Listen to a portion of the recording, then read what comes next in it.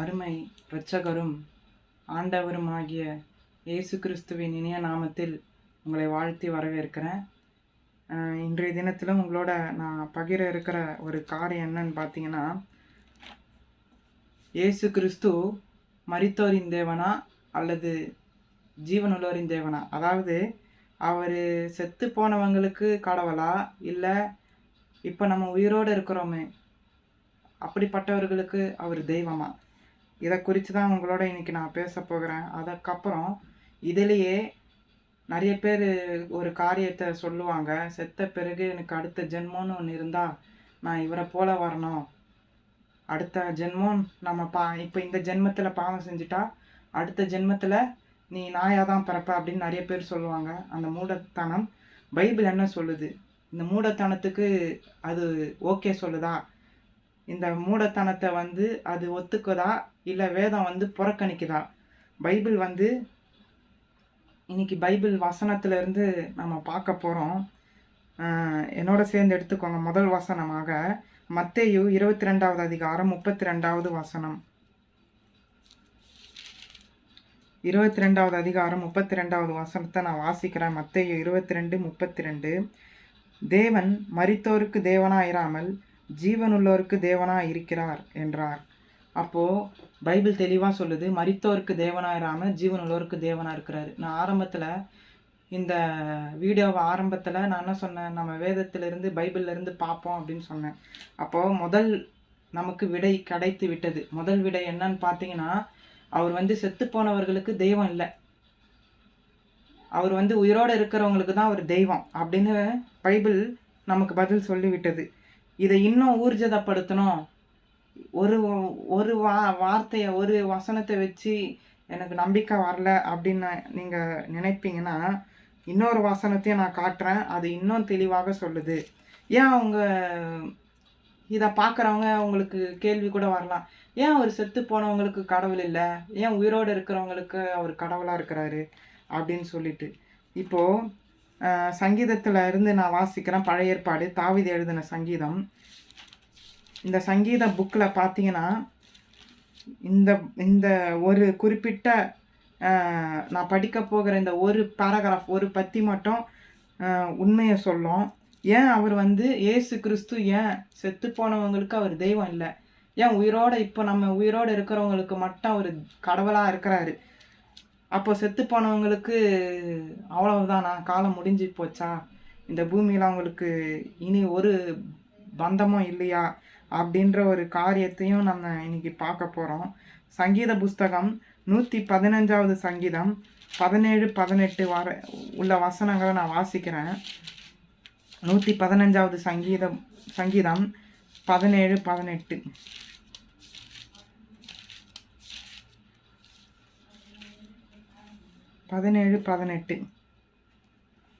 மரித்தவர்களும் மௌனத்தில் இறங்குகிற அனைவரும் கர்த்தரை துதியார்கள்.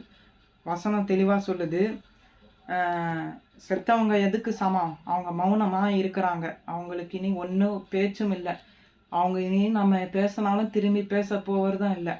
ஒரு பொம்மையை போல், அந்த பொம்மைக்கு ஒரு பேட்ரி இருக்கிற வரைக்கும் ஒரு பொம்மை வேலை செய்யுது பார்த்தீங்களா? அதே போல தான் மனிதர்களாகிய நாம் ஒவ்வொருவரும், நமக்குள்ளே இந்த சுவாசம், இந்த மூச்சு இருக்கிற வரைக்கும் நம்ம செயல்படுறோம். ஆனால் இந்த மூச்சே இல்லைன்றப்போ நம்ம விருப்பப்பட்டதை செய்ய முடியாது, விருப்பப்பட்டதை அனுபவிக்க முடியாது. நம்மளுடைய உணர்வுகள், உணர்ச்சிகள் எல்லாமே செத்து போகுது.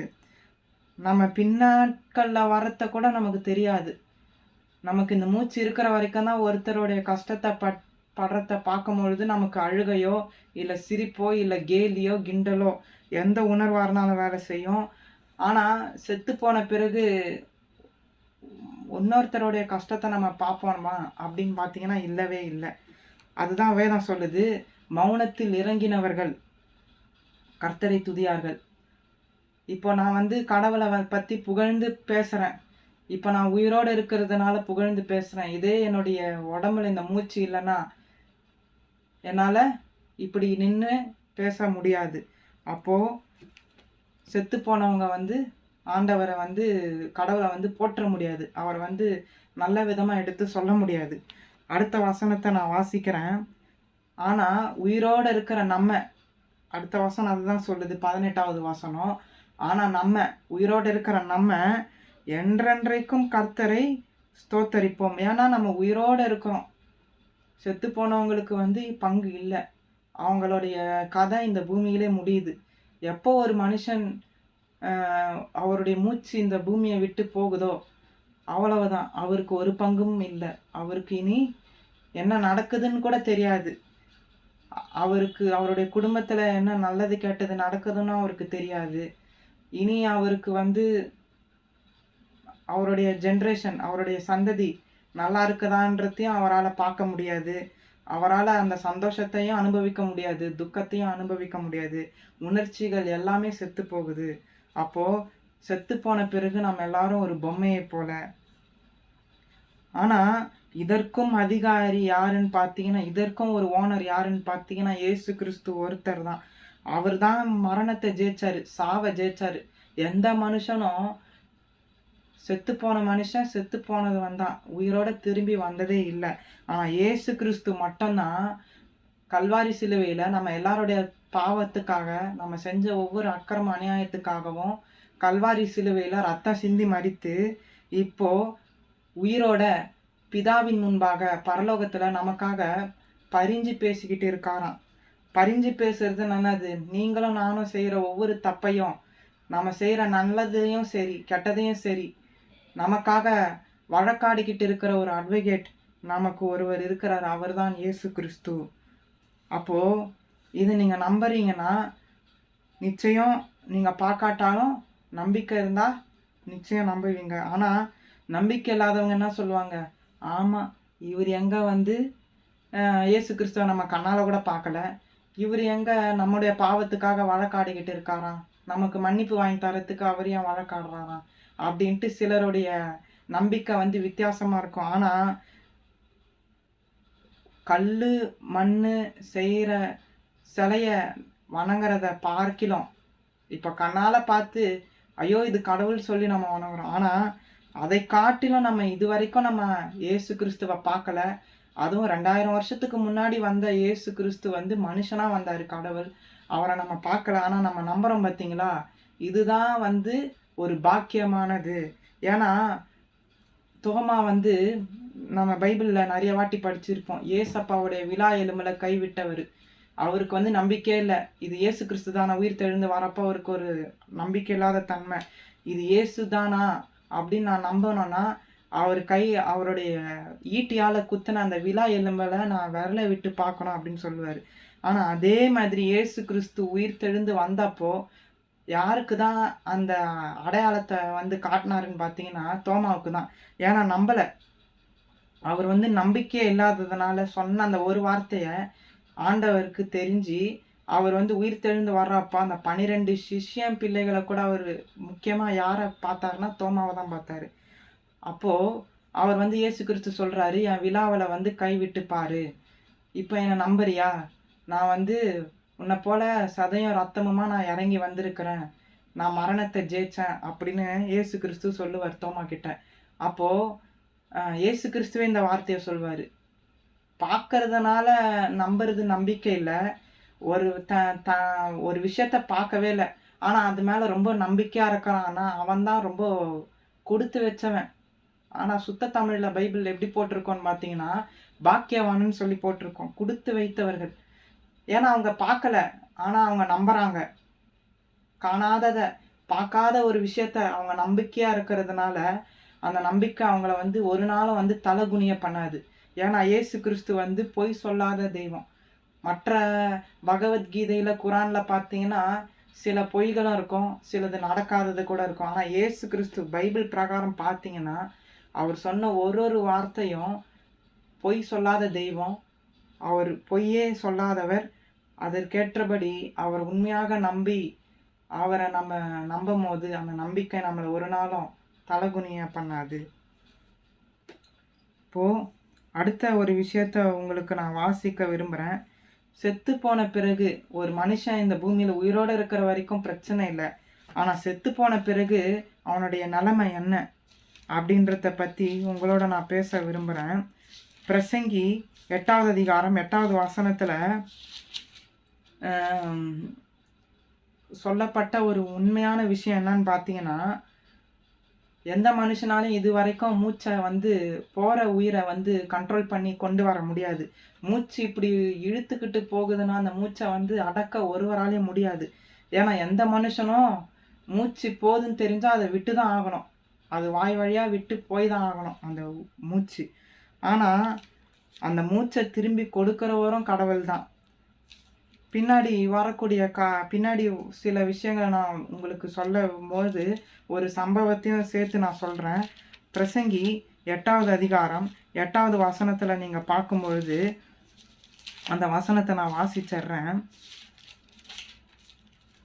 பிரசங்கி 8வது அதிகாரம் 8வது வசனம் வாசிக்கிறேன். ஆவியை விடாதிருக்கிறதற்கு ஆவியின் மேல் ஒரு மனுஷனுக்கும் அதிகாரம் இல்லை. பைபிள் தெளிவாக சொல்லுது, ஒரு மனுஷனுக்கும் ஒரு அதிகாரமும் இல்லை, ஒரு ரைட்ஸும் இல்லை. என் ஆவி என்னை விட்டு போகக்கூடாது அப்படின்னு சொல்லி ஒருத்தரும் ஒரு மனுஷராலையும் அடக்கவே முடியாது. ஆவி மூச்சு இப்போ என்னுடைய மூச்சு என்னை விட்டு போகுதுன்னா என்னால் என் மூச்சை திருப்பி எனக்குள்ளே கொண்டு வர முடியாது. அதை போகிற மூச்சு போய் தான் ஆகும். அப்போது பைபிள் சொல்லுது, போகிற உயிர் போகும், மனுஷனுக்கு அதிகாரம் இல்லை. மரண நாளின் மேலும் அவனுக்கு அதிகாரம் இல்லை. அவன் சாவ போகிற நாளில் கூட அவனுக்கு அதிகாரம் இல்லை. சாவே, நீ ஏன் இன்னைக்கு வந்த? அடுத்த வருஷம் வா, 10 வருஷம் நான் உயிரோடு இருக்க விரும்புகிறேன். இன்னும் 10 வருஷம் கழித்து மரணமே நீ வா அப்படின்னு சொல்லிட்டு சாவை எந்த மனுஷனாலையும் போஸ்ட்பான் பண்ண முடியாது. இன்றைக்கி கோர்ட்டில் கேஸ்லாம் என்ன பண்ணுறாங்க, தள்ளி போடுறாங்களே, டேட்டு ஒவ்வொருத்துக்கும் டேட் நியமித்து தள்ளி போடுறாங்களே. அந்த மாதிரி ஒரு மனுஷனுக்கு சாவு தள்ளி போடுற காரியம் இல்லை. அன்னைக்கு தான் அந்த மனுஷன் சாகணும்னு இருந்ததுன்னா அது ஒரு நியதி, கடவுள் வச்ச ஒரு நியதின்னு சொல்லலாம். இந்த நாளில் இந்த மனுஷன் பிறக்கணும், இந்த நாளில் இந்த காலகட்டத்துக்குள்ளே இந்த மனுஷன் உயிரோடு வாழணும், அவன் இவ்வளோ பெரிய காரியங்களை செய்யணும், அதுக்கப்புறம் அந்த மனுஷன் மறிக்கணும். இப்படி தான் ஒவ்வொருத்தரும் நமக்கு நிர்ணயிக்கப்பட்டிருக்கு. நம்ம ஒவ்வொருத்தரும் ஒரு டைமில் தான், நம்ம டைம் லிமிட்டில் தான் வாழறோம். ஒரு மனுஷனாலையும் சொல்ல முடியாது எனக்கு டைம் லிமிட்டே இல்லை, நான் எவர் லாஸ்டிங்னு சொல்ல முடியாது. நான் செத்தாலும் மீண்டும் வருவேன்ற ஒரு நம்பிக்கை ஒரு மனுஷனுக்குமே இல்லை. இயேசு கிறிஸ்து ஒருத்தர் மட்டும்தான் சொல்ல முடியும், நான் என்றைக்கும் ஜீவனோடு இருக்கிறேன், நான் உயிர் தெழுந்த மரணத்தை ஜெயிச்சேன்னு. ஆனால் அவர் ஆண்டவர், கடவுள். கடவுளுக்கு எந்த வகையிலையும் அவரால் உயிரை கொடுக்கவும் முடியும், எடுக்கவும் முடியும், அவரால் உயிரோடு வரவும் முடியும், அவர் வராமல் பரலோகத்தில் இருக்கவும் முடியும். அப்போது அவருக்கு எல்லா அதிகாரமும் உண்டு. ஒரு மனுஷன் இத்தனை வருஷம், இத்தனை நாட்கள், இத்தனை ஆண்டுகள் வரைக்கும் அவன் இந்த பூமியில் இந்த இடத்துல பிறக்கணும், அவன் சாகும்பொழுது இந்த இடத்துல வேற ஒரு இடத்துல போகணும் அப்படின்னு இருந்ததுன்னா, அந்த தலையெழுத்துன்னு சொல்லுவாங்க பார்த்தீங்களா, கடவுள் எழுதி வச்ச தலையெழுத்துன்னு, அந்த தலையெழுத்தை ஒருவராலையும் மாற்ற முடியாது. கடவுளே இயேசு கிறிஸ்துவே நினச்சாதான் அந்த தலையெழுத்தை மாற்ற முடியும். அப்போது அடுத்த ஒரு கேள்விக்கான ஒரு பதிலையும் நம்ம கொஞ்ச நேரத்தில் பார்க்க போகிறோம். இன்றைக்கி நிறைய பேர் என்ன சொல்கிறாங்கன்னு பார்த்தீங்கன்னா, எனக்கு அடுத்த ஜென்மம்னு ஒன்று இருந்தால் நான் காக்காவாக பிறந்துடுவேன், நான் பாவம் பண்ணிட்டா கோழியாக பிறப்பேன், மனுஷனாக வரமாட்டேன். அதாவது இன்றைக்கி மூட நம்பிக்கை எப்படி இருக்குன்னு பார்த்தீங்கன்னா, செத்து போன பிறகு நான் நல்லது பண்ணியிருந்தேன்னா ஒரு ராஜாவாக இருப்பேன், ஒரு உயர்ந்த ஸ்தானத்தில் வருவேன் அடுத்த ஜென்மத்தை எடுத்து. அப்போது நான் பாவம் பண்ணியிருந்தேன்னா ஒரு பாம்பாவோ ஒரு பல்லியாவோ ஒரு கோழியாவோ தான் நான் வருவேன் அப்படின்னு சொல்லிட்டு இன்றைக்கி மூட நம்பிக்கை மிகுந்த ஜாஸ்தியாக இருக்குது. ஆனால் பைபிள் என்ன சொல்லுதுன்னு பார்த்தீங்கன்னா, அதையும் நான் உங்களுக்கு காட்ட விரும்புகிறேன். எபிரேயர் 9வது அதிகாரம் 27, 28 வசனங்களை பார்க்கும் பொழுது, இந்த மனுஷனுக்கு ஜென்மம்னு ஒன்று இருக்கா, இப்போ இந்த ஜென்மம், அடுத்த ஜென்மம், அதுக்கு அடுத்த ஜென்மம், இப்படி ஜென்மமாக நம்மளுடைய வாழ்க்கை போய்கிட்டு இருக்குமா அப்படின்னு பார்த்தீங்கன்னா, நம்ம இன்னும் கொஞ்ச நேரத்தில் பார்க்க போகிறோம். அதுவும் பைபிளில் என்ன சொல்லுதுன்னு சொல்லிட்டு நம்ம பார்க்க போகிறோம். என்னோட சேர்ந்து எடுத்துக்கொள்ளுங்கள். எபிரேயர் 9வது அதிகாரம் 27, 28.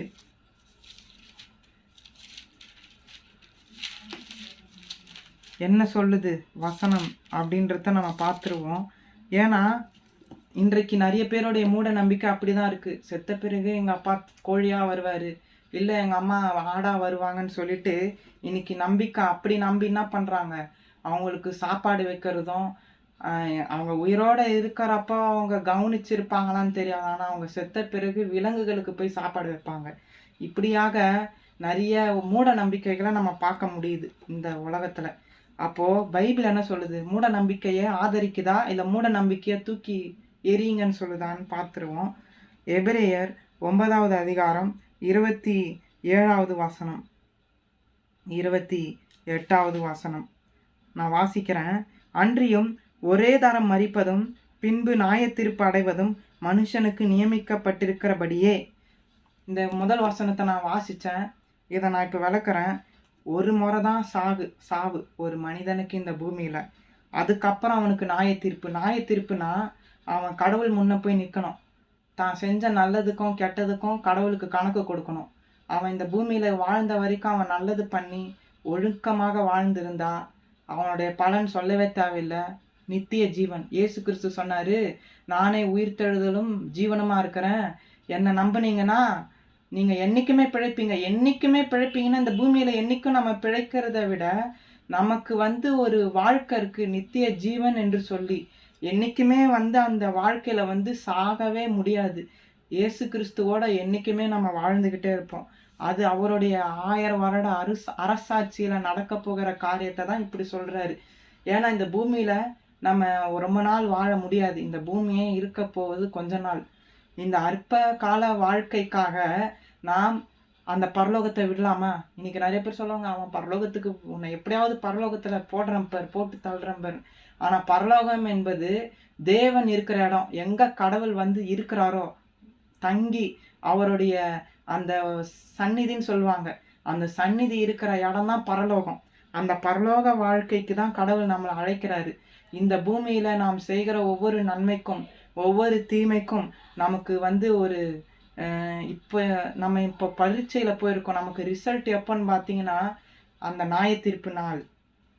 நாம் செஞ்ச நன்மைக்கும் நம்ம செஞ்ச கெட்டதுக்கும் நம்ம செஞ்ச நல்லதுக்கும் நம்ம எப்படி வாழ்ந்தோம், நம்மளுடைய வாழ்க்கை முறை எப்படி, நம்மளுடைய தனிப்பட்ட வாழ்க்கை முறையாக இருக்கட்டும், வெளியரங்கமாக பப்ளிக்காக என்னுடைய வாழ்க்கை எப்படி இருந்ததுன்றத ஆண்டவர் அன்னைக்கு ஓப்பன் பண்ணி ஒவ்வொன்றையும் காட்டுவார். அப்போது நியாயத்தீர்ப்பு எல்லாருக்குமே இருக்குது. இதில் மட்டும் வித்தியாசமே இல்லை. நீங்கள் இயேசு கிறிஸ்துவை ஏற்றுக்கொண்டிருந்தாலும் இயேசு கிறிஸ்துவை ஏற்றுக்கொள்ளாமல் இருந்தாலும் எல்லாரும் அவர் முன்னாடி ஒரு காலத்தில் ஒரு நாள் நிற்க போகிறோம். அந்த நாளில் நம்மளை குறித்து அவர் கேட்பார், நீ என்ன செய்தாயின்னு சொல்லி கேட்பார். நம்ம செஞ்ச ஒவ்வொரு நன்மையும் நல்லதுக்கும் ஒவ்வொரு கெட்டதுக்கும் அவரை ஏற்றுக்கொண்டால் நம்ம நிச்சயம் தப்புவிக்கப்படுவோம். அதுக்காக தப்பு செஞ்சுக்கிட்டு நான் ஏசப்பாவை வணங்குறேன், ஏசாமியை வணங்குறேன், தப்பும் செய்வேன் அப்படின்ற எண்ணத்தை தயவு செய்து தூக்கி போடுங்க. இயேசு கிறிஸ்துவை ஏற்றுக்கொண்டால் நிச்சயமாக அவர் போல தான் இருக்க வேண்டும், அவரை போல தான் வாழ வேண்டும். அப்போது இப்போ நம்ம நடக்கிற ஒவ்வொரு காரியமும், இப்போ என்னுடைய பர்சனல் வாழ்க்கையில் ஒவ்வொன்றும் பின்னாடி ரெக்கார்ட் பண்ணப்படுகிறது, பதிவு செய்யப்படுகிறது. இப்போ எப்படி வீடியோ கேமராவில் ரெக்கார்ட் பண்ணுறோமோ அதே மாதிரி நம்மளை குறித்ததான நல்ல விஷயமும் கெட்ட விஷயமும் பதிவு செய்யப்பட்டு கொண்டிருக்கிறது. அப்போது நியாயத்தீர்ப்பு, அந்த நியாயத்தீர்ப்பு நாளில் நம்ம இயேசு கிறிஸ்து முன்னாடி நிற்க போகிறோம். அப்போது அவர் நம்மளை பார்த்து ஒரு கேள்வி கேட்பார், இந்த பூமியில் நான் இத்தனை வருஷம் கொடுத்தேன், நீ என்ன செய்தாய் அப்படின்னு கேட்பார். அவருக்காக நாம் என்ன செய்தோம், அதை விட நம்ம எப்படி வாழ்ந்தோன்றத இயேசு கிறிஸ்து நமக்கு காட்டுவார். அப்போது நம்ம பரலோகத்தில் இருப்போமா இல்லை நரகத்துக்கு போவோமா அப்படின்றத நாமளே தீர்மானித்து கொள்ளுவோம். இயேசு கிறிஸ்து ஒரு நாள் நீ போ நரகத்துக்கு போன்னு சொல்லி தள்ளுறவர் அல்ல. ஆனால் நம்ம இங்கே எப்படி நம்மளுடைய வாழ்க்கை எப்படி இங்கே போகிறதோ அதற்கேற்றபடி நமக்கு பரலோகமா நரகமா அப்படின்ற காரியம் நமக்கு அங்கே தீர்மானிக்கப்படும். அங்கே தான் ரிசல்ட். பரலோகம் தான் நமக்கு ரிசல்ட் கொடுக்குற இடம். இப்பொழுது நாம் பரீட்சைக்குள்ளே போய் கொண்டிருக்கிறோம். அடுத்த வசனத்தையும் வாசிக்கிறேன். ஏற்கனவே நான் முதல் வசனத்தை வாசிச்சிட்டேன், 27. ஒரு மனுஷன் பூமியில் இருக்கிற வரைக்கும் அவனுக்கு சாவு இருக்குது, அதுக்கப்புறம் அவனுக்கு நியாய தீர்ப்புன்னு. இப்போ 28வது வசனத்தை வாசிக்கிறேன். கிறிஸ்துவும் அநேகருடைய பாவங்களை சுமந்து தீர்க்கும்படிக்கு ஒரே தரம் பலியிடப்பட்டு, இயேசு கிறிஸ்து மட்டும்தான் எல்லாருடைய பாவத்தையும் மன்னிக்கணும், மனுஷன் பாவம் இல்லாமல் வாழணுன்றதுக்காக ஒரே ஒரு முறை இந்த பூமியில் மனுஷனாக வந்து கல்வாரி சிலுவையில் மரித்து நமக்காக காத்து கொண்டிருக்கிற அவருக்காக யார் வெயிட் பண்ணுறாங்க? இயேசு கிறிஸ்து இந்த மாதிரி 2வது வருகையில் வரப்போகிறாரு, என்னை நிச்சயம் கூட்டிக்கிட்டு போவார் அப்படின்ற நம்பிக்கையில் வாழற ஒவ்வொருவருக்கும் அவருக்காக வெயிட் பண்ணி காத்து கொண்டிருக்கிறவர்களுக்கு ரட்சிப்பை அருளும்படிக்கு 2ஆம் தரம் பாவம் இல்லாதவராய் தரிசனமானார். 2வது முறையாக பாவம் இல்லாதவராய் தரிசனமானார். அப்போது அவர் கல்வாரி சிலுவையில் மறிச்சிட்டு அப்படியே அவர் போயிடல, 2வது முறையாக தரிசனம் கொடுக்குறாருன்னா அவர் உயிர் தெழுந்து வரத்தை தான் இந்த வசனம் சொல்லுது. ஏன் உயிர் தெழுந்து வரணும்? அவர் வந்து காட்டுறாரு, என் கையில் இருக்கிற காயத்தை பாருங்கள், இந்த ஓட்டையை பாருங்கள், என் விழா எலும்பை தொட்டு பாருங்கள், நானும் உங்களை போல் மாம்சமும் சதையுமாக தான் வந்திருக்கிறேன், நான் ஆவி இல்லை அப்படின்னு தன்னுடைய 12 சீஷர்கள்கிட்ட விளக்கமாக சொல்கிறாரு. அப்போது அவர் வந்து போகும்பொழுது ஒரு காரியத்தை சொல்லிட்டு போகிறாரு, என் நாமத்தினாலே நீங்கள் என்ன செய்யுங்க, உலகமெங்கும் போய் சுவிசேஷத்தை சொல்லுங்க, பிதா குமாரன் பரிசுத்த ஆவி நாமத்தினால ஞானஸ்தானம் கொடுங்க. அப்போ இதையெல்லாம் செய்யும் பொழுது நான் போகிறேன், மீண்டும் வருவேன். அதனால்தான் இயேசு கிறிஸ்து பைபிளில் ஒரு காரியத்தை சொல்லிட்டு போகிறாரு, நான் போகிற சமயத்தில் வேறொருவர் வருவார், அவர் வந்து என்ன பண்ணுவாருன்னா உங்களுக்குள்ளே வந்து பாவத்தை குறித்தும் நீதியை குறித்தும் நியாயத்தை குறித்தும் கண்டித்து உணர்த்துவார். பரிசுத்த ஆவியானவரை குறித்து வேதம் சொல்லுது. அவர் வந்து இயேசு கிறிஸ்து பரமேறி போயிட்டாரு பரலோகத்துக்கு. அப்போது சில நாளைக்குள்ளே பரிசுத்த ஆவியானவர் வருவார். அதாவது அது பைபிளில் வந்து பார்க்கும்பொழுது வேறொரு தேற்றரவாளன் அப்படின்னு சொல்லிட்டு வார்த்தை வரும். தேற்றரவாளன் பார்த்தீங்கன்னா சுத்த தமிழில் தேற்றரவாளன் சொல்கிறோம். ஆனால் நாம் கஷ்டப்படும் பொழுது வேதனைப்படும் பொழுது நம்மளை ஆற்றுகிறது, காயத்தை ஆற்றுகிற மாதிரி நம்ம ஒவ்வொரு முறையும் சோர்ந்து போகும் பொழுதெல்லாம் நம்மளை தேற்றி இன்னும் உன்னால் முடியும், இன்னும் நீ முயற்சி செய் அப்படின்னு சொல்லி நம்மளுக்கு கை கொடுத்து தூக்குற ஒருத்தர் நமக்கு வருவார். அப்போது அவர் வந்து என்ன பண்ணுவார், எது நல்லது எது கெட்டது, எது பாவம் எது அக்கிரமம், எது அநியாயம் எது நியாயன்றதை நமக்கு கற்றுக் கொடுப்பாராம்.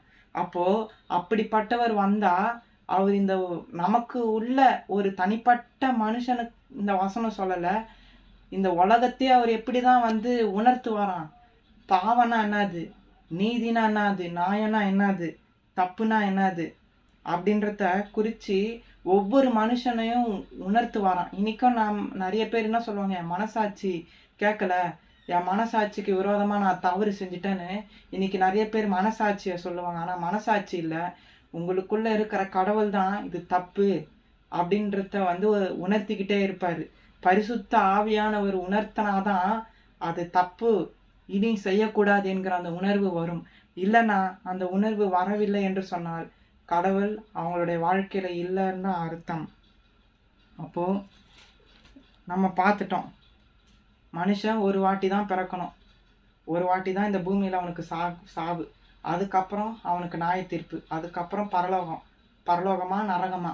அந்த மனுஷன் இயேசு கிறிஸ்துவோட வாழணுமா இல்லை பிசாசோட போய் வாழணுமா அப்படின்றது வந்து எங்கே தீர்மானம் ஆகும்னு பார்த்தீங்கன்னா, பரலோகத்தில் இயேசு கிறிஸ்து முன்னாடி நம்ம நிற்கிறோம் பார்த்தீங்களா, அப்போ தீர்மானம் ஆகும். நம்மளுடைய வழிகள், நம்ம போக்கு, நம்மளுடைய பேச்சு எல்லாமே நம்மளை அந்த நாள் நிர்ணயிக்கும், நாம் எங்கே போகணும் என்று சொல்லி.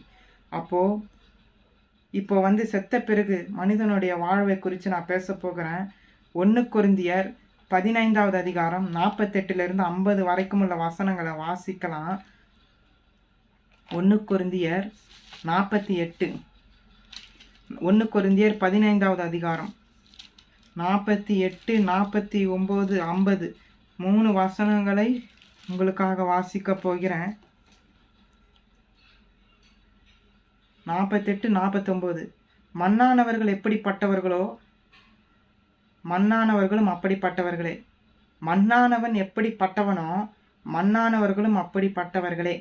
அதாவது இந்த வசனம் சொல்லுது, நாமெல்லாம் ஏற்கனவே நான் போன நிறைய வீடியோவில் சொல்லியிருக்கேன், நம்மளெல்லாம் வந்து மண்ணால் உருவாக்கினாருன்னு நான் சொல்லியிருப்பேன். அப்போது இந்த உடம்பு பார்த்தீங்கன்னா பூமியின் மண்ணுனால தான் மனுஷனை உருவாக்குனாருன்னு ஆதியாகமம் 1வது அதிகாரத்தில் நம்ம பார்க்க முடியும். ஆதாம் ஏவாளும் எப்படி உருவானாங்க? இந்த பூமியினுடைய மண். அப்போது ஒரு மனுஷன் சாகும்போது அவனுடைய உடம்பு திரும்பி எங்கே போகுதுன்னா மண்ணில் தான் புதைக்கிறாங்க. ஒரு சிலர் நம்பிக்கை இல்லாதவங்க என்ன பண்ணிடுவாங்க? எரிச்சிடுவாங்க, சாம்பல் ஆக்கிடுவாங்க. ஆனால் அவன் வந்து செத்த பிறகு திருப்பி எங்கே கொண்டு போய் அடக்கலம் பண்ணுறாங்க? மண்ணிலே தான் புதைக்கிறாங்க. அந்த மண்ணோட மண் அந்த உடம்பு கலந்து எருவாக மாறிடுது. அப்போது நம்மெல்லாம் எப்படிப்பட்டவர்கள்? இந்த மண்ணிலேருந்து நம்மளை கடவுள் உருவாக்குனதுனால நம்மளுடைய புத்தி எல்லாமே மண்ணுக்குரியதாக தான் இருக்குது. இந்த உலகத்துக்குரிய புத்தியாக தான் இருக்குது. அதனால தான் வசனம் சொல்லுது, மண்ணானவர்கள் எப்படிப்பட்டவர்களோ மண்ணானவன் எப்படிப்பட்டவனோ மண்ணானவர்களும் அப்படிப்பட்டவர்கள். ஏன்னா ஆதாம் வந்து மண். அவர் மண்ணில் உருவாக்குனதுனால ஒரு மண்ணான ஒரு மனுஷன் தான் ஆதாம். ஏவாளும் அப்படி தான். அதே மாதிரி அவங்கள தழுவி வந்த நம்ம ஒவ்வொருவரும் மண்ணானவர்கள். அப்போது வானத்துக்குரியவர் எப்படிப்பட்டவரோ வானத்துக்குரியவர்களும் அப்படிப்பட்டவர்களே. இது யாரை குறித்து பேசுதுன்னு பார்த்தீங்கன்னா, வானத்தில் இருந்து இறங்கின ஜீவ அப்பன்னு நான் நிறைய வாட்டி சொல்லியிருப்பேன். அப்போது தெய்வம் பரலோகத்தை விட்டு இந்த பூமிக்கு வந்தார். அப்போது அவருனா வானத்துக்குரியவர்னா யார்? இயேசு கிறிஸ்து தான் வானத்துக்குரியவர். நம்ம இந்த பூமியில் உண்டாக்கப்பட்டதுனால இந்த பூமிக்குரியவர்கள். இந்த பூமியில் தான் நம்மளுடைய வாழ்க்கை ஆரம்பிச்சது, உருவாக்கப்பட்டது, நம்மளை வந்து செஞ்சது கொண்டது எல்லாம் ஆண்டவராக இருந்தாலும் இயேசு கிறிஸ்துவாக இருந்தாலும் இந்த பூமி தான் நமக்கு வந்து ஒரு பிளாட்ஃபார்ம். அதேமாதிரி இயேசு கிறிஸ்துவுக்கு பிளாட்ஃபார்ம் எதுன்னு பார்த்தீங்கன்னா, அவருடைய வீடு ஆரம்பத்தோடைய மாளிகையே பரலோகம் தான். அப்போ அவருடைய வானத்திலிருந்து அவர் இறங்கி வந்தார்னா அப்போ வானத்துக்குரியவர். அவர் மேலானவர். பைபிள் சொல்லுது, மனுஷனுடைய சிந்தை வந்து தேவனுக்கு முன்னாடி அற்பமாக இருக்குது. நான் நினைக்கிற சிந்தையை விட என்னை குறித்த எண்ணம் அவருக்கு ரொம்ப ரொம்ப அதிகம்னு பைபிள் சொல்லுது. பூமிக்கும் வானத்துக்கும் எவ்வளவு உயரமோ அவ்வளவு உயரம் அவருக்கு. அவருடைய கிருபை வந்து பார்த்தீங்கன்னா, அவருக்கு பயந்து இயேசு கிறிஸ்துவை நேசித்து அவருக்கு பயந்து இருக்கிறவங்களுக்கு அவருடைய கிருபை கிரேஸ் ரொம்ப ரொம்ப பெருசாக. அப்போது இந்த பூமியில் நம்மளுடைய எண்ணங்கள் நம்மளுடைய திட்டங்கள் எல்லாம் 1000 போட்டாலும் இயேசு கிறிஸ்து நம்மளுக்கு வச்சிருக்கிற திட்டங்கள் அது உயர்ந்ததாக இருக்குது. அதனால தான் இயேசு கிறிஸ்து சொல்வார், உன் நினைவுகள் என் நினைவுகள் அல்ல, உன் வழிகள் என் வழிகள் அல்ல அப்படின்னு சொல்வார். நம்ம நினைப்போம் எனக்கு இப்படி அப்படி ஆகணும். ஆனால் இயேசு கிறிஸ்து வந்து என்னை குறித்து கடவுளுக்கு என்ன விருப்பம், என்ன பிளான், என்ன திட்டம், இந்த பூமியில் நான் பிறந்திருக்கிறேன், நான் என்ன அடுத்தது செய்யணுன்ற பிளானே அவர் கையில் தான் இருக்குது. அவருடைய பிளான் வித்தியாசமான பிளான், நம்மளுடைய பிளான் அதை விட ரொம்ப வித்தியாசமான பிளான். நம்ம மட்டமாக யோசிப்போம், தெய்வம் எப்பவுமே உயர்ந்ததாக யோசிப்பார். அதுதான் வேதாகமம் சொல்லுது. மண்ணானவர்கள் நாம் மண்ணானவர்கள். பைபிள் சொல்லுது, நம் மண்ணிலிருந்து உருவாக்கப்பட்டதுனால இப்பொழுது நின்று பேசி கொண்டிருக்கிற நானும் மண்ணில் உருவானவன். மண்ணுக்கு திரும்பி போயிடுவேன் ஒரு காலத்தில். அப்போது ஒவ்வொருவரும் நாம் மண்ணானவர்கள். அப்போது இயேசு கிறிஸ்து மட்டும்தான் வானத்திலிருந்து இறங்கி வந்தவர். அதாவது பரலோகத்தை விட்டு இந்த பூமிக்கு வந்தவர், சொர்க்கத்தை விட்டே இறங்கி வந்தவர். அதுக்கப்புறம் வாசிக்கிறேன், ஒரு ரகசியம் பைபிள் சொல்லுது. ஏன்னா நம்ம எல்லாரும் பரலோகம் போகிறோன்றோம், ஆனால் பரலோகத்துக்கு இப்படியே நம்ம போக மாட்டோம். அதுதான் அடுத்த வசனத்தை நான் வாசிக்கிறேன். 30வது வசனம், சகோதரரே நான் சொல்லுகிறது என்னவெனில், மாம்சமும் இரத்தமும் தேவனுடைய ராஜ்யத்தை சுதந்திரிக்க மாட்டாது, அழிவுள்ளது அழியாமையை சுதந்திரிப்பதில்லை. ஏன்னா இந்த உடம்பு இருக்குது பார்த்தீங்களா, இது கண்டிப்பாக அழிஞ்சு போயிடும். இதுக்கும் பரலோகத்துக்கும் சம்மந்தமே இல்லை. இந்த பூமியில் நம்ம வாழறதுக்காக நமக்கு கொடுக்கப்பட்ட ஒரு வீடு. இந்த உடம்பு வந்து ஒரு வீடு மாதிரி. இந்த வீட்டுக்குள்ளே நம்மளுடைய ஆவி புகுந்துருக்கு. இப்போ நான் பேசுகிறேன்னா என்னுடைய ஆவி பேசுறதுனால தான் நான் சேகை பண்ணி பேச முடியுது. எனக்குள்ள ஆவி இல்லைன்னா நான் ஒரு பொம்மை. அப்போது அப்படி பார்க்கும்பொழுது நம்ம ஒவ்வொருவரும் கடவுளுடைய மூச்சு காத்தால தான் வாழ்ந்து கொண்டிருக்கிறோம். அவருக்கு கொடுத்த அந்த ஒரு மூச்சு காத்தால தான். அந்த மூச்சு காற்று நம்மளை விட்டு எடைய போகுதோ நமக்கு மதிப்பே இல்லை. அப்போது வசனம் சொல்லுது, இந்த உடம்போட நம்ம பரலோகத்துக்கு சொர்க்கத்துக்கு போக முடியாது. இந்த செத்த பிறகு, அதாவது இப்போ அடுத்த வசனமாக நான் உங்களுக்கு வாசிக்கிறேன், அந்த ரகசியத்தை சொல்கிறேன் அப்படின்னு சொல்கிறாரு பவுல் வந்து சொல்கிறாரு. இதோ ஒரு ரகசியத்தை உங்களுக்கு அறிவிக்கிறேன். நாம் எல்லாரும் நித்திரை அடைவதில்லை. ஆகிலும் கடைசி எக்காலம் தொனிக்கும் போது சில நிமிஷத்திலே, ஒரு இமைப்பொழுதிலே நாம் எல்லாரும் மறுரூபமாக்கப்படுவோம். மறுரூபம்னா என்னது? இந்த உடம்பு அப்படியே டக்குன்னு மாறிடும். இந்த நிலையை விட்டு, இந்த வெறும் சதையாகிய இந்த நிலையை விட்டு, அந்த சொர்க்கத்துக்குரிய ஒரு தன்மை, அந்த பவர் வந்து இந்த உடம்பு பெற்றுக்கிட்ட பிறகு இந்த உடம்புடைய ஸ்பெஷாலிட்டியே மாறி போகுது. இப்போ இங்கேருந்து நம்ம வானத்துக்கு வெறும் உடம்போட போக முடியுமா? அப்படின்னா முடியாது. ஆனால் கடவுள் நம்ம பரலோகத்துக்கு நுழையிற முன்ன நம்மளுடைய இந்த சரீரமாகி இந்த உடம்பை வந்து மாற்றிடுவார். மறுரூபம்னா ஒரு டிரான்ஸ்ஃபார்மேஷன் சொல்லுவாங்க இங்கிலீஷில். இந்த டிரான்ஸ்ஃபார்மேஷன் நம்மளுடைய வாழ்க்கையில் ஒரு மாற்றம், ஒரு அற்புத விதமான ஒரு இயற்கைக்கு அப்பாற்பட்ட சக்தி விதமாக இந்த உடம்பு மாறிச்சுன்னா நிச்சயமாக அந்த பரலோகத்தில் போனாலும் நம்ம ஜீவனோடு இருப்போம். ஆனால் நம்மளுடைய ஆவி வந்து மாறிடும். நம்மளுடைய ஆவி வந்து இப்போ இருக்கிற தன்மையாக நம்ம வாழ மாட்டோம். இந்த மட்டமான சிந்தையோடு நம்ம வாழப்போவதே இல்லை. பரலோகத்துக்கு போயிட்டா அந்த பரலோகத்துக்குரிய சிந்தை எப்படி ஒரு ஸ்டாண்டர்டு மாறுதோ, இப்போ ஒரு ட்ரெயினிலிருந்து பிளேனுக்கு நம்ம மாறி போகிறோம். அப்போது ட்ரெயினில் இருந்த வரைக்கும் அந்த மட்டமான ஸ்டாண்டர்டு தான் நமக்கு இருந்தது. இதே நம்ம ட்ரெயினை விட்டுட்டு பிளெயின் ஃப்ளைட்டில் நம்ம போகும்பொழுது நம்மளுடைய மனநிலை எப்படி இருக்கும்? ஒரு உயர்ந்த ஸ்டாண்டர்டு உள்ளவங்களாம் நம்ம நினைப்போம் பார்த்தீங்களா? நம்மளுடைய எண்ணங்கள் உயர்ந்த எண்ணங்களாக மாறிவிடும். இந்த பூமியில் இருக்கிற மாதிரி நம்ம மட்டமானதை சிந்தித்து, ஐயோ இன்னைக்கு ஒரு குறுகின மனப்பான்மையோடு நம்ம வாழப்போவதே இல்லை. அப்போ பைபிள் சொல்லுது, நம்மளுடைய நிலை இயேசு கிறிஸ்து மாற்றிடுவார். அப்போ நமக்கு பரலோகம் போகும்பொழுது நம்ம இப்போ இருக்கிற சுபாவத்தோடு இருக்க மாட்டோம். நம்மளுடைய எண்ணங்கள், நம்மளுடைய பேச்சு, நம்மளுடைய எல்லாமே மாறிடும். அடுத்த வசனத்தை வாசிக்கிறேன். எக்காலம் தொனிக்கும் அப்பொழுது மரித்தோர் அழிவில்லாதவர்களாய் எழுந்திருப்பார்கள், நாமும் மறுரூபமாக்கப்படுவோம். அப்போது செத்து போனவங்களுடைய கதையை பைபிள் இப்போ தான் சொல்லுது. செத்து போனவங்க இப்போ புதைச்சாலும் அவங்களுக்கு ஒன்றும் தெரியாது.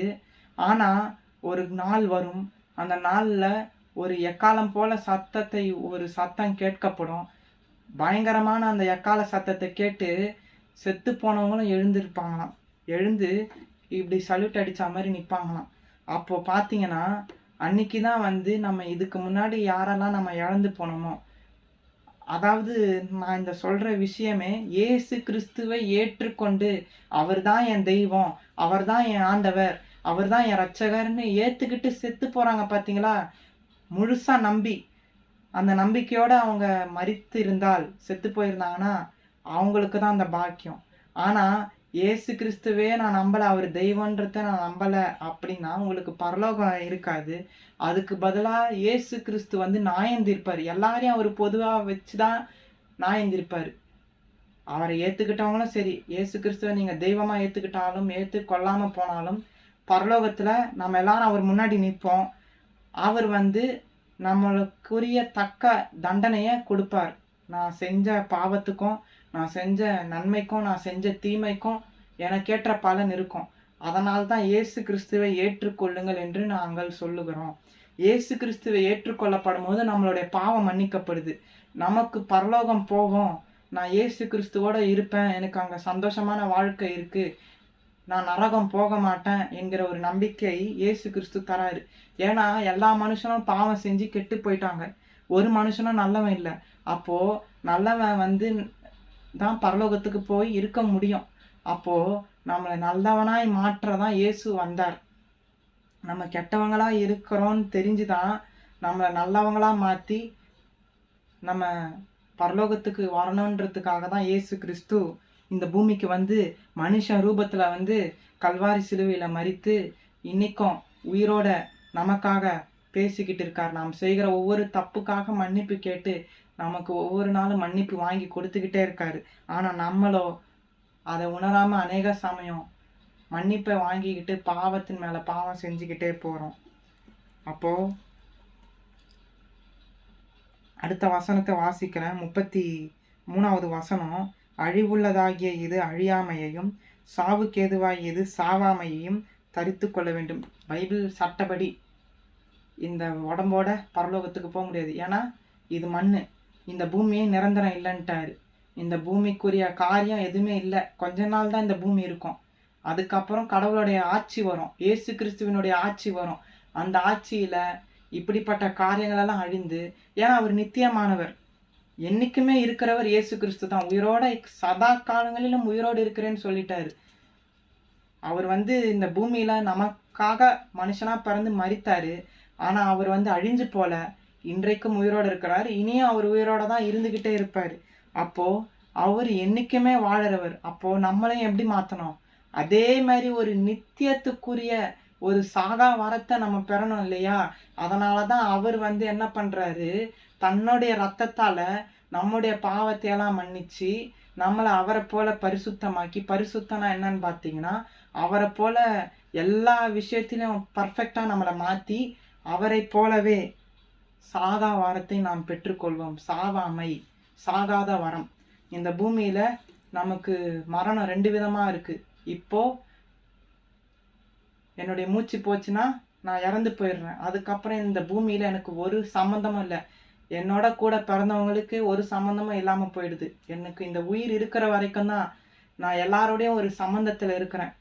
என்னை சுற்றிலும் சொந்த பந்தங்கள், குடும்பம், அம்மா, அக்கான்னு நான் கூப்பிட முடியுது. ஆனால் நான் இல்லைன்னு அப்படின்னு இந்த உயிர் என்னை விட்டு பிரிந்து விட்டால், அதுக்கப்புறம் எனக்கும் இந்த குடும்பத்துக்கோ இல்லை இந்த சமுதாயத்துக்கோ இல்லை இந்த ஊர் உலகத்துக்கோ எனக்கும் இந்த பூமிக்கும் ஒரு பங்குமே இல்லாமல் போகுது.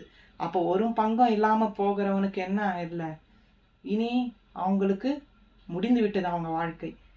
இனி யார் இப்போது டைரக்டர் ஸ்கிரிப்ட் எழுதுறாரு, அந்த ஸ்கிரிப்டு ஒருத்தர் எது வரைக்கும் பேசணும், எது வரைக்கும் அவருடைய ஸ்கிரிப்ட் தொடர்ந்து எது வரைக்கும் முடியணும் அப்படின்றது டைரக்டருடைய கைகளில் இருக்குது. ஆனால் நடிக்கிறவங்க கையில் என்ன இருக்குது, அவங்க கரெக்டாக நடிக்கணும், அந்த ஸ்கிரிப்டுக்கு ஏற்றால் போல் அவங்க டைலாக் பேசணும். அவங்களுக்கு தெரியும் டைரக்டர் எது வரைக்கும் எனக்கு டைலாக் கொடுத்துருக்காரு, எது வரைக்கும் பேசணும். அதேமாரி டைரக்டருக்கு தெரியும் இவன் எது வரைக்கும் இந்த டைலாக் பேசி நடிக்கணும் என்று சொல்லி. அப்போ அதே போல தான் நம்மளும் ஒரு இந்த உலக வாழ்க்கையில் எனக்கு எவ்வளவு நாள் அப்படின்றது என்னை உண்டாக்கின கடவுளுக்கு தான் தெரியும்.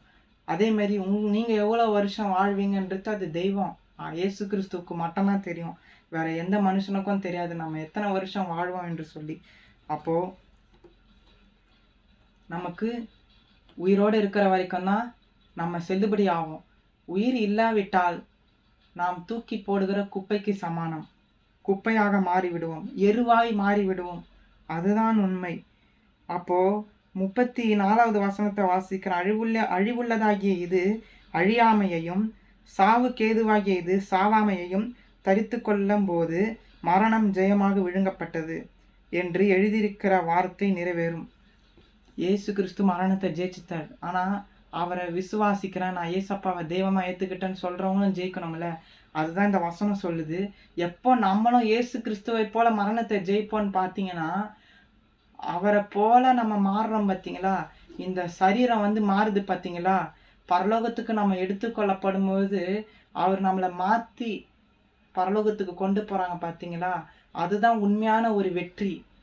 இந்த பூமியில் நம்ம இப்போது தற்காலிகமாய் சாகிறது, இந்த சாவு தற்காலிகமானது. ஆனால் ஆவிக்குரிய சாவுன்னு சொல்லிட்டு இருக்குது, 2ஆம் மரணம்னு ஒன்று இருக்குது. அது இயேசுப்பாவை யாரெல்லாம் தெய்வமாக ஏற்றுக்கொள்ளவில்லையோ, ஏசப்பாவா அவர் தெய்வன்றாங்க, அவர் தான் செத்துப்போன கடவுளை இன்னும் பேசிக்கிட்டு, அப்படிப்பட்டவங்களுக்கு 2வது சாவு ஒன்று இருக்குது. அது நித்தியமான சாவு. இந்த சரீரம் இல்லை, உள்ளே இருக்கிற மனுஷனுக்கு சாவு. அவன் என்றைக்குமே அந்த ஆத்மா ஆத்மா அழியாதுன்றாங்க. ஆனால் ஆத்மா அழிஞ்சு போயிடும். இயேசு கிறிஸ்து மட்டும்தான் அழிக்க முடியும் ஆத்மாவை. ஏன்னா இந்த உடம்பையே படைச்சது கடவுள்னா, இந்த உடம்புக்குள்ளே இருக்கிற அந்த ஆவியும் அவர் தானே படைச்சிருக்க முடியும். அவருடைய சுவாசம் தானே, அவருடைய காற்று தானே. அப்போது இந்த உள்ளே இருக்கிற ஆத்மா ஒரு நாள் அழியும். அது யாருக்கு சம்பவிக்கும்னு பார்த்தீங்கன்னா, இயேசு கிறிஸ்துவை நான் தெய்வமாக ஏற்றுக்கல, எனக்கு அவர் வேண்டாம், எனக்கு அவருடைய ரத்தம் வேண்டாம், எனக்கு பாவ மன்னிப்பு வேணாம், நான் இப்படியே வாழ்ந்துட்டு போகிறேன்ற மனிதர்களுக்கு இயேசு கிறிஸ்து எப்படிப்பட்டவராக இருக்கிறாருன்னு பார்த்தீங்கன்னா, அவர் தெய்வமாக இல்லை. அவரை ஏற்றுக்கொள்ளலைன்னா அவருக்கு தெரியாது.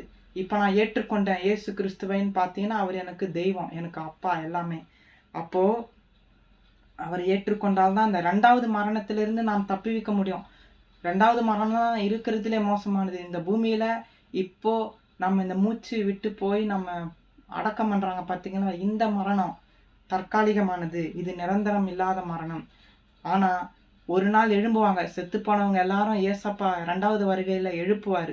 அந்த 2வது வருகையில் 2வது முறையாக அவர் வர்றப்போ செத்து போனவங்க எல்லாரும் அவரை பார்ப்பாங்களாம், அழுது புலம்புவார்களாம். ஐயோ, இப்படிப்பட்ட கடவுளை நம்ம ஏற்றுக்கொள்ளலையே, ஏசு ஏசுன்னு சொன்னாங்களே, இவர் தானே நம்ம பாவத்துக்காக மரிச்சாருன்னு சொன்னாங்களே, எத்தனையோ ஊழியக்காரங்க சொன்னாங்களே, மெக்காஃபோன் எடுத்துக்கிட்டு பேசுனாங்களே, திருப்பிரசங்கமாக மைக்கில் சுற்றி சுற்றி பேசுனாங்களே, அப்போ நம்ம கேட்கலையே, ஆனால் இப்போ கண்ணால் பார்க்குறோமேன்னு சொல்லிட்டு என்னைக்கு இயேசு கிறிஸ்துவை நம்புவாங்கன்னு பார்த்தீங்கன்னா, அவர் வானத்தில் 2வது முறையாக வருவார். அப்போ எல்லாரும் எழுந்திருப்போம். ஏசப்பாவை ஏற்றுக்கிட்ட ஜனங்களும் எழுந்திருப்பாங்க, ஏசப்பாவை ஏற்றுக்காத எல்லாருமே எழுந்திருப்பாங்க. அதில் ஒரு சிலர் புலம்ப போகிறாங்க, ஒரு சிலர் சந்தோஷமாக என் ஆண்டவர் விட்டார், என் தகப்பன் விட்டார், நான் போகிறேன் அப்படின்ற சந்தோஷமும் அன்றைக்கி இருக்குது. அப்போது இந்த 2க்கும் உள்ள வித்தியாசத்தை நான் இப்போ விளக்கிட்டேன். இதுதான் வேதாகமம் சொல்லப்பட்டிருக்கு. வேதாகமத்தோடைய சுருக்கத்தை நான் சொல்லிட்டேன். வேத வசனங்களை வாசித்த அதிக நேரம் எடுக்கும் என்பதனால உங்களுக்கு புரியும் வகையில் சொல்லிவிட்டேன். அப்போது நமக்கு அடுத்த ஜென்மம் இல்லை. பைபிள் சொல்கிறபடி ஜென்மங்கள் இல்லை. இந்த பூமியில் ஒரு முறை நாம் வாழ்கிறோம் பார்த்தீங்களா, இந்த வாழ்க்கை. இப்போ நான் ப்ரெசண்ட்டாக நிகழ்காலத்தில் வாழற இந்த வாழ்க்கை தான் உண்மையான வாழ்க்கை. இதுதான் ஒரு ஜென்மம், கடவுள் கொடுத்த ஒரு ஜென்மம். இந்த ஒரு ஜென்மத்திலேயே நான் நல்லவனாக வாழ்ந்தாலும் சரி, கெட்டவனாக வாழ்ந்தாலும் சரி, இல்லை ஏசப்பாவை கடவுளாக ஏற்றுக்காமல் வாழ்ந்தாலும் சரி, இல்லை ஏசப்பா தான் என் தெய்வம், என் குல தெய்வம் நான் ஏற்றுக்கிட்டு வாழ்ந்தாலும் சரி, நமக்கு இந்த பூமியோட நம்முடைய வாழ்க்கை, இந்த ப்ரெசண்ட் லைஃப் முடிஞ்சு பரலோகத்துக்கு போவோம். பரலோகத்தில் நம்ம நிற்போம். அந்த பரலோகத்தில் கடவுள் ஒவ்வொருத்தர்கிட்டையும் கணக்கு கேட்பார். அந்த கணக்குக்கு நம்ம பதில் சொன்ன பிறகு நம்ம செஞ்ச எல்லா வேலைகளுக்கும், நம்ம செஞ்ச நல்லது கெட்டது எல்லாமே திரையை போல காட்டப்படும், படத்தை போல காட்டுவார். அப்போ நம்ம பார்ப்போம். நம்மளே தீர்மானிக்கணும், நான் பரலோகத்துக்கு போகிறேன்னா இல்லை நரகத்துக்கு போகிறேன்னா, ஏசு கிறிஸ்துவோட சந்தோஷமாக வாழ போகிறேன்னா இல்லை சாத்தான் கூட அழிய போகிறேன்னா. இதுதான் நம்ம இன்றைக்கு பார்த்துருக்குறோம்.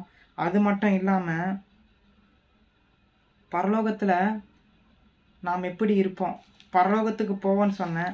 ஆனால் பரலோகத்தில் எப்படி இருப்போன்றதை குறித்து பைபிள் சொல்லியிருக்கு. ஏன்னா இது எதிர்காலத்தை பற்றியும் பேசும்.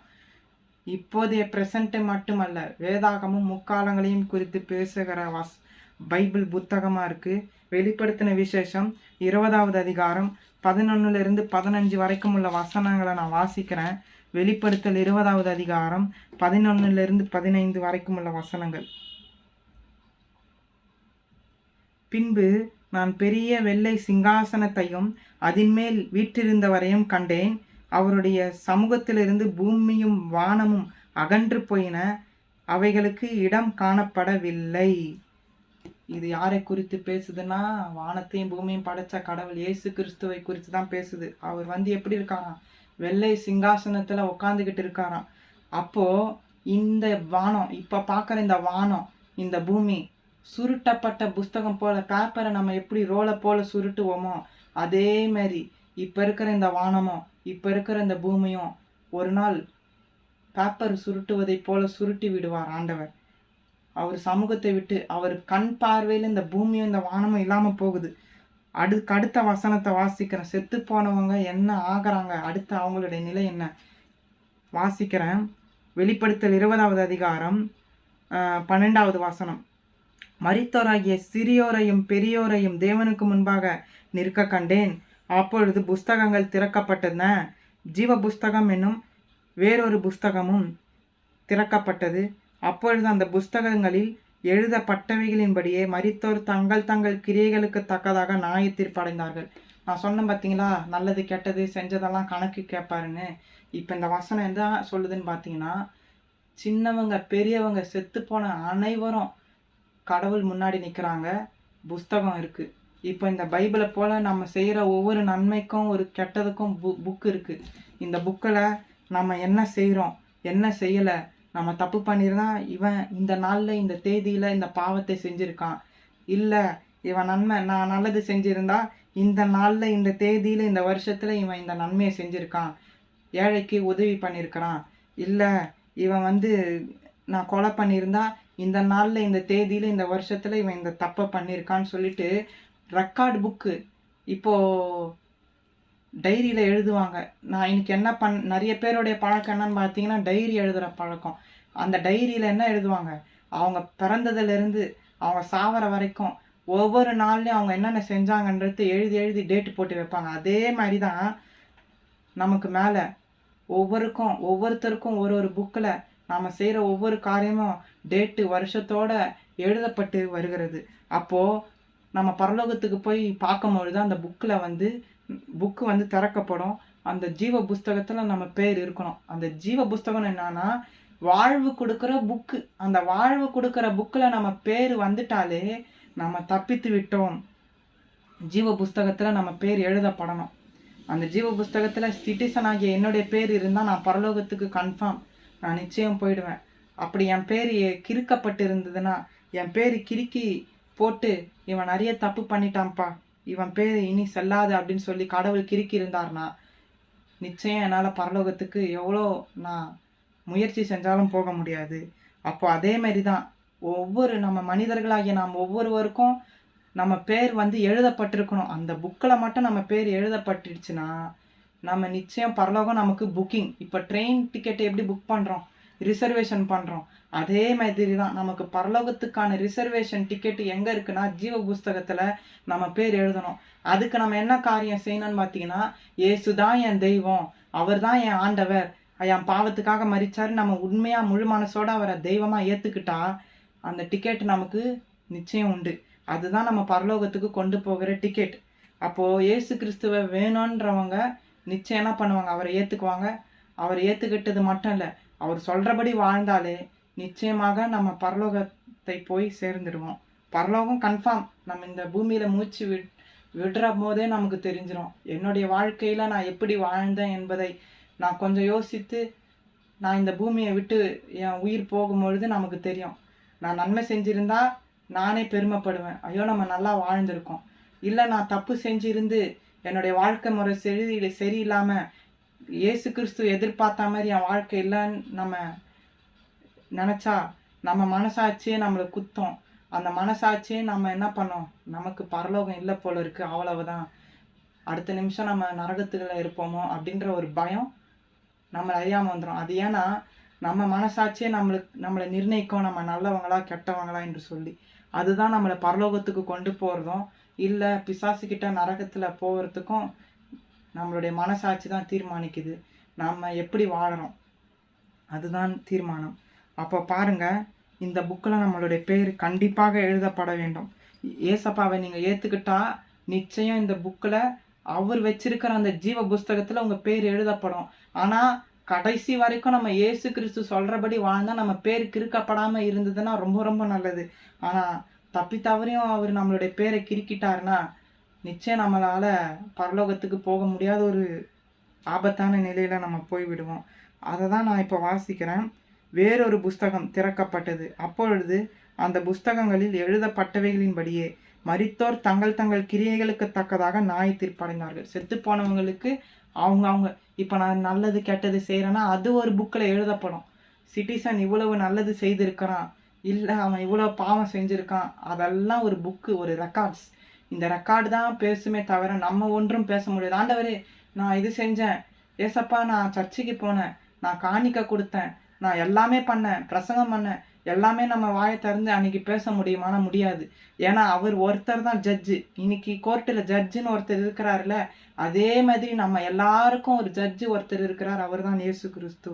அந்த ஜட்ஜு நம்மளை தீர்மானிக்கும் போது நம்மளால் ஒன்றுமே வாயை திறந்து சொல்ல முடியாது. ஏன்னா நம்ம செஞ்ச குற்றமே நமக்கு தெரிய வந்துடும். நம்ம குற்றம் செஞ்சுருந்தா அவருக்கு முன்னாடி பயந்து நடுங்கணும். நம்ம குற்றம் செய்யாமல் இருந்தால் நம்ம நிமிர்ந்து சந்தோஷமாக நிற்போம். ஏன்னா நம்ம தப்பு செய்யலை. நான் தப்பு செஞ்சுருந்தால் தான் என் மனசாட்சி குத்தம். அப்போ அப்படியாக தான் நம்ம பரலோக வாழ்க்கை, நமக்கு பரலோகத்தில் அப்படி தான் நமக்கு இருக்க போது நியாய தீர்ப்பு.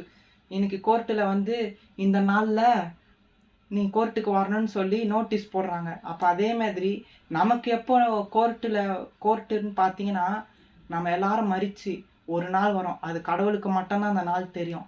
அந்த நாளில் அவர் வருவார், எல்லாரையும் கூட்டுவார். இதுக்கு முன்னாடி யார் யாரெல்லாம் செத்து போனாங்க, இனி யார் சாவ போகிறாங்க, இனி பிறக்க போகிற குழந்தை முதற்கொண்டு உயிரோடு இருக்கிற எல்லா மனுஷரையும் கூட்டுவார். கூட்டி பரலோகத்தில் கேட்பார் கேள்வி. ஒவ்வொருவருக்கும் தனிப்பட்ட முறையில் அவருடைய நியாய தீர்ப்பு இருக்கும். அப்போது நம்ம அன்னைக்கு தான் நம்ம பதில் சொல்ல வேண்டிய சூழ்நிலைகள் இருக்கும். நம்ம தகச்சு நிற்போமா, இல்லை தெளிவாக பதில் சொல்லி பரலோகத்துக்கு போவோமா, இல்லை பதில் சொல்ல முடியாமல் அவமானத்தில் தலை குனிஞ்சு நரகத்துக்கு போவோமா என்பதை நாமளே தீர்மானம் செய்து கொள்வோம். இயேசு கிறிஸ்துவை முக்கியமாக ஏற்றுக்கொண்டால்தான் அந்த 2வது மரணத்திலிருந்து தப்பிக்க முடியும். இல்லைன்னா இயேசு கிறிஸ்துவை ஏற்றுக்கொள்ளலாம், நமக்கு மன்னிப்பு இல்லை. பாவம், நீங்கள் எத்தனை தப்பு செஞ்சுட்டு நீங்கள் ஏசப்பாவே வேண்டான்னு சொல்லிட்டீங்கன்னா நீங்கள் மன்னிக்கவே பட முடியாது. அந்த பாவம்லாம் சேர்ந்து சேர்ந்து சேர்ந்து ஒரு காலத்தில் அது பரலோகத்துக்கு வர முடியாத அளவுக்கு நரகத்துக்கு, பிசாசுக்கு உங்களை கொண்டு போய் விட்டுரும். அப்போது இயேசு கிறிஸ்துவை தெய்வமாக ஏற்றுக்கொள்ளுங்க. பாவத்தை அறிக்கை செய்யுங்க. ஆண்டவரே, நான் அந்த தப்பு பண்ணிட்டேன், என்னை மன்னிங்கன்னா நிச்சயம் மன்னிப்பார். அது மட்டும் இல்லை, அவருக்கு ஏற்ற மாதிரி கடவுளுக்கு பிடிச்ச மாதிரி நம்ம வாழும் பொழுது நிச்சயம் நமக்கு பரலோகம். அது மட்டும் இல்லை, ஏசப்பாக்குள்ளே செத்து போகிறாங்க பார்த்தீங்களா? இப்போ ஏசப்பாவை ஏற்றுக்கலை, அவர் இறந்துடுறாருன்னா அவருடைய நிலை பரிதாபம், அது பாவம், அது ரொம்ப ஆபத்துன்னு பைபிள் சொல்லுது. இப்போ நான் ஏசப்பாவை ஏற்றுக்கிட்டேன், அவருக்கு நான் உண்மையாக வாழ்ந்துட்டேன், இப்போ என்னுடைய ஆவி என்னை விட்டு போயிடுச்சு, நான் மரித்து போயிடுறேன், செத்து போயிடுறேன். அப்படிப்பட்டவங்களுக்கு என்ன கொடுப்பன? அவங்க பைபிள் என்ன சொல்லுது? அப்படிப்பட்டவங்களை என்ன சொல்லுது பைபிள்? அதையும் நான் வாசிக்கிறேன். வெளிப்படுத்தல் 14வது அதிகாரம் 13வது வசனம். 14வது அதிகாரம் 13வது வசனம். பின்பு பரலோகத்திலிருந்து ஒரு சத்தம் உண்டாக கேட்டேன். அது, கர்த்தருக்குள் மரிக்கிறவர்கள் இன்று முதல் பாக்கியவான்கள் என்று எழுது. பாக்கியவான்களாம், கொடுத்து வச்சவங்களாம் பைபிள் சொல்லுது. நான் ஏசப்பாக்குள்ளே வாழ்ந்துட்டு என்னுடைய உயிர் இப்போவே பிரிஞ்சுதுன்னா நான் பாக்கியசாலி, பாக்கியம், கொடுத்து வச்சவன். ஏன்னா நான் அவருக்குள்ளே தானே இருந்திருக்கேன். ஏசப்பாவை தெய்வமாக ஏற்றுக்கிட்டு தானே நான் என் உயிர் போயிருக்கு. அப்போது நான் ரொம்ப பாக்கியசாலி, கொடுத்து வச்சால் பரலோகத்துக்கு போயிடுவேன். ஆனால் ஏசப்பாவும் வேணாம், அவர் எனக்கு மன்னிப்பும் வேணாம், அவரை நான் தெய்வமாகவே நம்பலை அப்படின்றவங்களுக்கு ரொம்ப ரொம்ப பரிதாபம். அவங்க பரலோகத்தை பார்க்கவும் முடியாது, பரலோகத்துக்குள்ளே போய் அனுபவிக்கவும் முடியாது, சந்தோஷத்தை அனுபவிக்க முடியாது. அப்போது ஏசப்பாவை தெய்வமாக ஏற்றுக்கிறது மட்டும்தான் இல்லை, ஏற்றுக்கிட்டு நம்ம பாவம் செய்யாமல் வாழ்ந்தால், நம்ம தப்பு செய்யாமல் கடவுளுக்கு எது பிடிக்கும் எது பிடிக்காது அப்படின்னு நம்ம தெரிஞ்சுக்கிட்டு வாழ்ந்தாலே நிச்சயமாக ஒரு நாள் நாம் பரலோகத்தில் இருப்போம். அப்படிப்பட்ட ஒரு பாக்கியம் கடவுள் நமக்கு தருவார். அது மட்டும் இல்லாமல் அவரை நம்பணும். இயேசு கிறிஸ்துவை இவர் தான் என் தெய்வம், என் பாவத்துக்காக மரித்தார் அப்படின்னு. அப்படி நம்பும் பொழுது அந்த மனுஷன் பிழைப்பான்னு ஒரு வசனம் சொல்லுது. அதையே நான் வாசிக்கிறேன். யோவான் 11வது அதிகாரம் 25, 26. யோவான் 11வது அதிகாரம் 25, 26.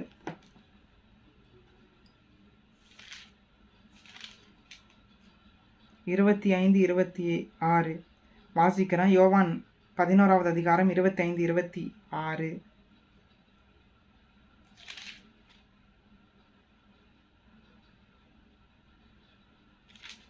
வாசிக்கிறேன். இயேசு அவனை நோக்கி, நானே உயிர்த்தெழுதலும் ஜீவனுமாயிருக்கிறேன், என்னை விசுவாசிக்கிறவன் மரித்தாலும் பிழைப்பான். அதாவது இயேசு கிறிஸ்து சொல்கிறாரு, நான் தான்ப்பா ரெசரெக்ஷன். உயிர்த்தெழுதல்னா என்னது? திரும்ப ஒரு மனுஷனுக்கு உயிர் கொடுக்குற தெய்வமே நான் தான். என்கிட்ட தான் ஜீவன் இருக்குது, என்கிட்ட வந்தினா வாழ்வு இருக்குது. அப்போது என்னை நம்பி யார் வந்தாலும் சரி, நீங்கள் இயேசு கிறிஸ்துவை நம்பினாலே, அவர் தான் என் கடவுள், அவர் தான் எனக்கு வேணும்னு சொல்லி நீங்கள் ஏற்றுக்கிட்டீங்கனாலே அவங்க பிழைச்சிட்டாங்க. இந்த பூமியில் அவங்க சாகாமல் இருக்க மாட்டாங்கன்ற அர்த்தம் இல்லை. எல்லாருக்குமே சாவு இருக்குது. நீங்கள் ஏசப்பாவை ஏற்றுக்கிட்டாலும் இந்த பூமியில் நீங்கள் செத்துருவீங்க. ஆனால் நமக்கு பரலோகம், அந்த சாகாத வாரத்தை கடவுள் நமக்கு கொடுப்பார். அந்த சாகாத வாரத்தில் தான் நம்ம வாழ போகிறோம். இந்த வெளியில் இருக்கிற உடம்பு போயிடும், ஆனால் உள்ளே இருக்கிற ஆவி அழியவே அழியாது. அதுதான் சாகாத வரம். ஆனால் பைபிள் சொல்லுது, இயேசு கிறிஸ்துவை யாரெல்லாம் ஏற்றுக்கொள்ளவில்லையோ இந்த உள்ளே இருக்கிற இந்த மூச்சு அழிச்சிருவார். அது அழிஞ்சிரும். சாத்தானோட போய் அழிஞ்சிரும். நெருப்பில் தான் அழிய போகுது. அக்கினி கடல்னு சொல்லி ஒரு ஒரு காரியத்தை கடவுள் வச்சிருக்காரு. அந்த அக்கினி கடலில் பிசாசு, அவனை சேர்ந்த கூட்டாளி எல்லாருமே அந்த அக்கினி கடலில் போய் விழுந்து வராங்க. விழுந்த பிறகு அவங்க அவ்வளோதான், அவுட். அதில் நம்ம போகக்கூடாது. ஏன்னா அது பிசாசுக்குன்னு வச்சிருக்கிறாரு. அப்போது நம்ம எல்லாரும் வாழணும். இயேசு கிறிஸ்துவை ஏற்றுக்கிட்டா நமக்கு சந்தோஷமான வாழ்க்கை. அந்த சந்தோஷமான வாழ்க்கைக்காக தான் இயேசு கிறிஸ்து இந்த பூமிக்கு வந்தார். நம்ம எல்லாருடைய பாவத்துக்காக கல்வாரி சிலுவையில் மரித்தார். இன்றைக்கும் உயிரோடு இருக்கிற தெய்வம் யாருன்னு பார்த்தீங்கன்னா இயேசு கிறிஸ்து. அவரை நம்ம நம்ம அவரை வெளிப்படையாக பார்க்க முடியல, வெறும் கண்ணால் பார்க்க முடியாட்டாலும் அவர் செய்கிற ஒவ்வொரு நன்மையான காரியத்தையும் நீங்கள் யோசித்து பார்க்கும் பொழுது அவர் இருக்கிறார் என்கிற ஒரு நிச்சயத்தை கொடுக்குது. அப்போது காற்று, நம்ம கண்ணால் பார்க்குற காற்று எப்படி இருக்கும் நம்ம கண்ணுக்கு தெரியாது. ஆனால் காற்று வர்றப்போ குழு குழுன்னு இருக்குதுல்ல, அந்த உணர்வு, அதே தான் இயேசு கிறிஸ்து. அவரை நம்ம பார்க்கல, ஆனால் உணர முடியும். அவர் உயிரோடு இருக்கிறார் என்பதை நாம் உணர முடியும். அப்போது இந்த வீடியோவை பார்க்குற ஒவ்வொருவரும் நாம் உணர வேண்டிய விஷயம் என்னன்னு பார்த்தீங்கன்னா, இயேசு கிறிஸ்து தான் முக்கிய காரணமே. அவர் இல்லாமல் நமக்கு பரலோகம் இல்லை. நான் சொர்க்கத்தில் போனோம், சாமியோடு இருக்கணும் அப்படின்னு விரும்புகிற நீங்கள் ஒவ்வொருவரும் இயேசு கிறிஸ்துவை ஏற்றுக்கொள்ளுங்க. ஏற்றுக்கொண்டு முழுசாக அவரை ஏற்றுக்கிட்டு தெய்வமாக கடவுளாக ஏற்றுக்கும் பொழுது உங்களுக்கு இப்போ நான் முன்னாடி சொன்ன எல்லா காரியமும் உங்களுக்கு சலுகை. இந்த சலுகையோடு நீங்கள் வாழ்வீங்க. இல்லைன்னா இந்த சலுகையை இழந்துட்டீங்கன்னா பரிதாபம், பிசாசோட போய் நாம் எல்லாரும் மரித்து போயிடுவோம். அப்போது இயேசு கிறிஸ்து எந்த அளவுக்கு முக்கியமானவர் என்பதை குறித்து நம்ம இன்னைக்கு பார்த்துட்டோம். அது மட்டும் இல்லை, நமக்கு ஜென்மங்கள் இல்லை. பைபிள் சொல்கிறபடி அடுத்த ஜென்மன்றது ஒன்று இல்லவே இல்லை. இந்த ஒரு வாழ்க்கை தான் நமக்கு வாழ்க்கை. இந்த வாழ்க்கையில் நாம் எப்படி வாழ்கிறோம், இதுதான் முக்கியம் என்பது வேதம் நமக்கு கற்றுக் கொடுக்குது. இந்த வாழ்க்கையில் நாம் சீராக வாழ்ந்து, செம்மையாக வாழ்ந்து, கடவுளுக்கு எது பிடிக்கும்ன்றதை நம்ம தெரிந்தெடுத்து வாழ்ந்து பரலோகத்துக்கு போவோம். தேவன் தாமே இந்த வசனத்தை கேட்ட ஒவ்வொருவரையும் உங்களை ஆசீர்வதிப்பாராக. ஆமேன்.